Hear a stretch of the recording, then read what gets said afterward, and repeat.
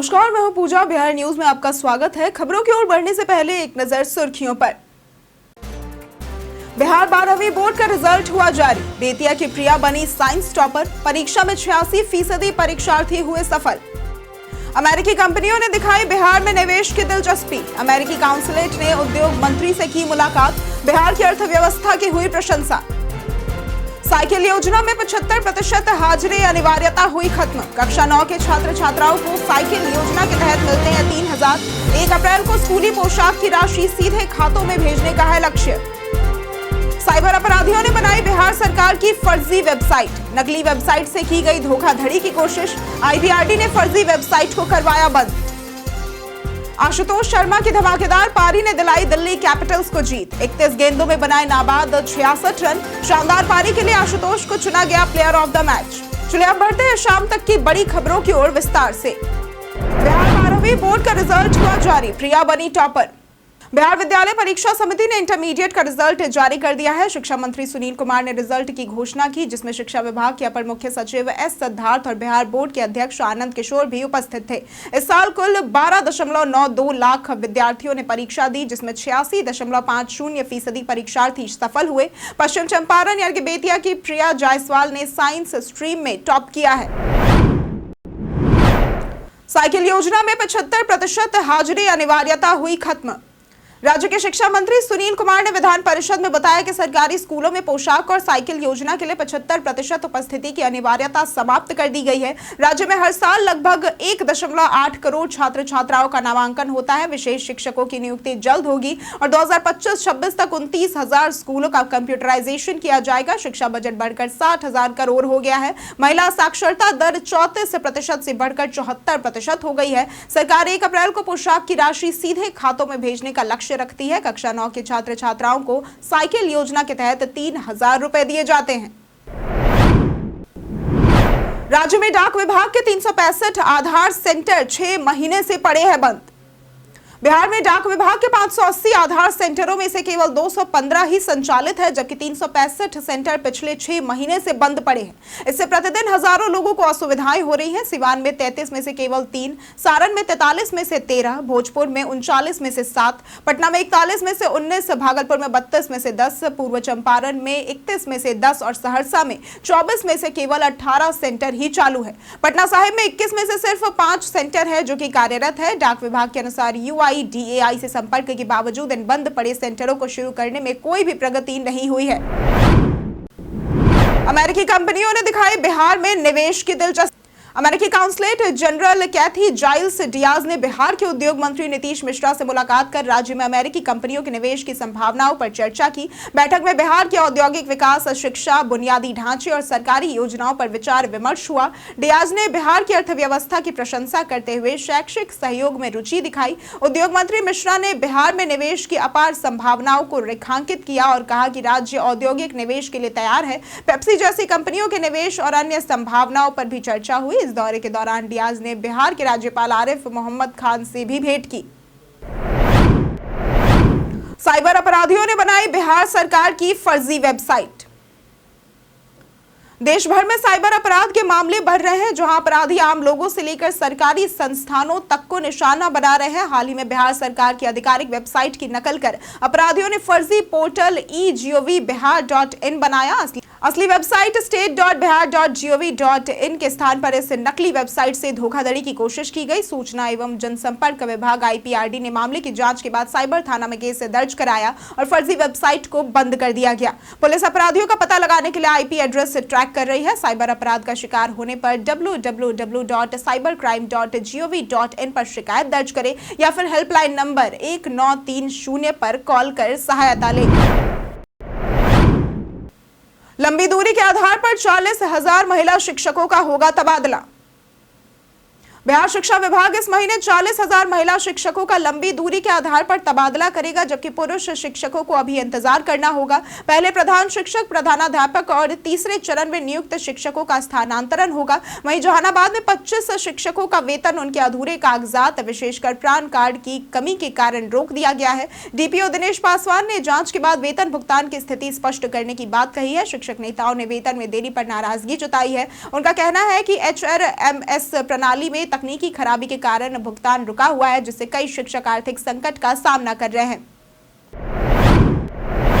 पूर्व आईपीएस शिवदीप लांडे ने रोहतास जिले का किया दौरा। पूर्व आईपीएस शिवदीप लांडे, जिन्हें सिंघम के नाम से भी जाना जाता है, उन्होंने पुलिस की नौकरी छोड़कर समाज सेवा का प्रण लिया है और वर्तमान में रन फॉर सेल्फ अभियान चला रहे हैं। हाल ही में उन्होंने रोहतास जिले का दौरा किया, जहां उन्होंने आसवानी नदी जलाशय का निरीक्षण कर ग्रामीणों और किसानों की पेयजल समस्या सुनी। उन्होंने युवाओं को शिक्षित कर बिहार के विकास में भागीदारी सुनिश्चित करने का आह्वान भी किया। उन्होंने औद्योगिक विकास को बिहार की प्रगति का आधार बताते हुए कृषि आधारित उद्योगों की आवश्यकता पर जोर दिया। उनका मानना है कि बिहार का विकास राजनीति और जात पात से ऊपर उठकर सामूहिक प्रयास से ही संभव है, जिससे पलायन को भी रोका जा सकेगा। राज्य में एक बार फिर बढ़ा मौसम का तापमान। प्रदेश में 8 दिनों की राहत के बाद फिर से गर्मी का प्रकोप बढ़ने लगा है। सोमवार को अधिकतम तापमान में 3.3 डिग्री सेल्सियस तक की वृद्धि हुई है, जिससे तापमान 35 डिग्री सेल्सियस के पार पहुंच गया। मौसम विभाग ने अगले 3 से 4 दिनों में तापमान में 3 से 4 डिग्री सेल्सियस तक और वृद्धि की संभावना जताई है। न्यूनतम तापमान में भी 1 से 3 डिग्री तक बढ़ोतरी के आसार है। सोमवार को मधुबनी 35.2 डिग्री के साथ सबसे गर्म और सहरसा का अगवानपुर 15.1 डिग्री के साथ सबसे ठंडा प्रदेश रहा। पश्चिमी विक्षोभ के कारण हुई बारिश तापमान में गिरावट के बाद अब फिर से गर्मी लौट आई है। पटना का अधिकतम तापमान 33.4 और न्यूनतम तापमान 21.3 डिग्री सेल्सियस दर्ज हुआ। बिहार के झंडू ने नेशनल पावर लिफ्टिंग में जीता स्वर्ण। नई दिल्ली में आयोजित खेलो इंडिया पैरा गेम्स 2025 में बिहार के झंडू कुमार ने पावर लिफ्टिंग के 72 किलोग्राम वर्ग में 206 किलोग्राम वजन उठाकर स्वर्ण पदक जीता। यह राष्ट्रीय प्रतियोगिता 20 से 28 मार्च तक चल रही है, जिसमें 6 खेल विधाओं में 1300 से अधिक पैरा एथलीट भाग ले रहे हैं। नालंदा पैरा स्पोर्ट्स एसोसिएशन के सचिव ने इसे दिव्यांग खिलाड़ियों के लिए महत्वपूर्ण मंच बताया। झंडू के इस उपलब्धि पर बिहार पैरा स्पोर्ट्स एसोसिएशन और नालंदा लक्ष्य खेल अकादमी ने भी खुशी जताई है। झंडू की मेहनत और सफलता सभी दिव्यांग खिलाड़ियों के लिए प्रेरणादायक है। प्रतियोगिता में कई राज्यों के खिलाड़ियों ने उत्कृष्ट प्रदर्शन किया है। दरभंगा एयरपोर्ट पर जल्द ही नई उड़ानों की होगी शुरुआत। दरभंगा एयरपोर्ट से अब एयर इंडिया एक्सप्रेस और स्टार एयर की उड़ानें भी शुरू होंगी। सांसद गोपाल जी ठाकुर ने बताया कि नागरिक उड्डयन मंत्रालय से स्लॉट मिलने के बाद टिकट बुकिंग शुरू होगी। इससे दरभंगा, मधुबनी, मुजफ्फरपुर, बेतिया, मोतिहारी, पूर्णिया और किशनगंज के यात्रियों को अधिक सुविधा मिलेगी। दरभंगा एयरपोर्ट को अंतर्राष्ट्रीय एयरपोर्ट में बदलने की प्रक्रिया भी जारी है। हाल ही में आकाशा एयरलाइंस ने दरभंगा नई दिल्ली के बीच सेवा शुरू करने की घोषणा की है, जो 4 अप्रैल से प्रभावी होगी। नए टर्मिनल भवन का निर्माण भी जारी है, जिससे यात्रियों का अनुभव बेहतर होगा और क्षेत्र के विकास को बढ़ावा मिलेगा। पटना बोधगया को मिलेगी कलाग्राम की सौगात। पटना और बोधगया में कलाग्राम स्थापित करने की मंजूरी केंद्र सरकार के संस्कृति मंत्रालय ने दी है। इस संबंध में मंत्रालय के सचिव अरुणिश चावला ने बिहार के मुख्य सचिव अमृतलाल मीना को पत्र भेजा। उप मुख्यमंत्री सम्राट चौधरी ने सोशल मीडिया के माध्यम से इस निर्णय की जानकारी दी और प्रधानमंत्री नरेंद्र मोदी का आभार व्यक्त किया। उन्होंने इसे बिहार की सांस्कृतिक विरासत को संरक्षित करने और वैश्विक पहचान दिलाने की दिशा में महत्वपूर्ण कदम बताया। कुंभ मेले 2025 के दौरान प्रयागराज के कलाग्राम की सफलता को देखते हुए देश भर में 20 नए कलाग्राम बनाए जाएंगे, जिनमें पटना और बोधगया का चयन बिहार के लिए बड़ी उपलब्धि है। शराब विरोधी छापेमारी में ग्रामीणों का पुलिस पर हमला। पश्चिम चंपारण जिले के बगहा के सेमरा थाना क्षेत्र के डरिया गांव में शराब के खिलाफ छापेमारी करने गई उत्पाद विभाग की टीम पर ग्रामीणों ने ही हमला कर दिया। इस घटना में 2 पुलिसकर्मी मोतीलाल और दिनेश कुमार तथा एक ग्रामीण की 16 वर्षीय पुत्री शुभलेखा कुमारी घायल हो गई है। यह घटना सोमवार रात की बताई जा रही है, जो ग्रामीणों ने पुलिस के वाहन को भी क्षति पहुंचाई। पुलिस मामले की जांच में जुटी हुई है। विधानसभा में राजद विधायकों के हंगामे पर भड़के सीएम नीतीश। बिहार विधानसभा और विधान परिषद में आज भारी हंगामा हुआ। विधानसभा में प्रश्नकाल के दौरान भाकपा माले के विधायक अपनी बात रखना चाह रहे थे, लेकिन स्पीकर नंदकिशोर यादव ने उन्हें वहीं पर रोक दिया। वहीं विधान परिषद में राजद सदस्यों ने आरक्षण को 9वीं अनुसूची में शामिल करने की मांग को लेकर हंगामा किया। अधिकांश राजद सदस्य हरे रंग की टी शर्ट पहनकर पहुंचे हुए थे, जिसे देखकर मुख्यमंत्री नीतीश कुमार भड़क गए। उन्होंने इसे बोगस करार देते हुए कहा कि ऐसा कहीं भी नहीं देखा है। मुख्यमंत्री ने सदन में खड़े होकर कहा कि कोई भी पार्टी ऐसा व्यवहार नहीं करती है। लालू की दावते इफ्तार पर जदयू ने कसा तंज।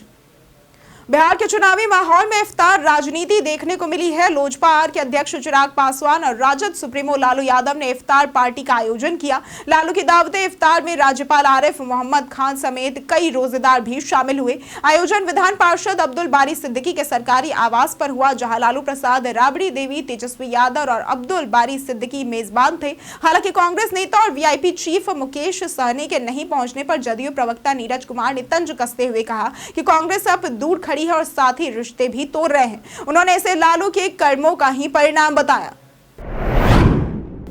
आशुतोष शर्मा की धमाकेदार पारी ने दिलाई दिल्ली कैपिटल्स को जीत। दिल्ली कैपिटल्स के खिलाड़ी आशुतोष शर्मा ने आईपीएल 2025 के चौथे मैच में लखनऊ सुपर जायंट्स के खिलाफ 31 गेंदों में नाबाद 66 रन बनाकर टीम को 1 विकेट से रोमांचक जीत दिलाई।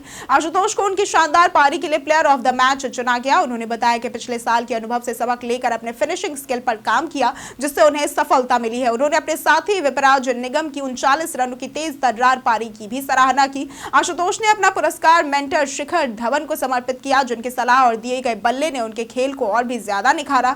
आशुतोष घरेलू क्रिकेट में रेलवे के लिए खेलते हैं। बीते दिन हमारे द्वारा पूछे गए सवाल का जवाब आप लोगों में से बहुत लोगों ने हमारे कमेंट सेक्शन में लिख कर दिया है। जिन्होंने हमारे द्वारा पूछे गए सवाल का जवाब दिया है उनके नाम है जितेंद्र ठाकुर, नंदकिशोर प्रसाद, राकेश मिश्रा, शिवम सिंह, नरेंद्र कुमार, शानवी गुप्ता, संजीव कुमार, रंजीत मिश्रा, आदित्य कुमार, नौशाद रजा, सुरेंद्र कुमार, अर्जुन राम, प्रदीप कुमार, हरेंद्र सिंह, पुरुषोत्तम कुमार, रविशंकर, बलराम मंडल, दीपक कुमार, रवि मोहन वर्मा और लक्ष्मी मेहता। इसी के साथ बढ़ते हैं आज के सवाल की ओर। आज का सवाल है, आपके क्षेत्र में बिहार 12वीं बोर्ड के बच्चों का रिजल्ट कैसा रहा? आप अपना जवाब हमें हमारे कमेंट सेक्शन में लिखकर जरूर बताएं।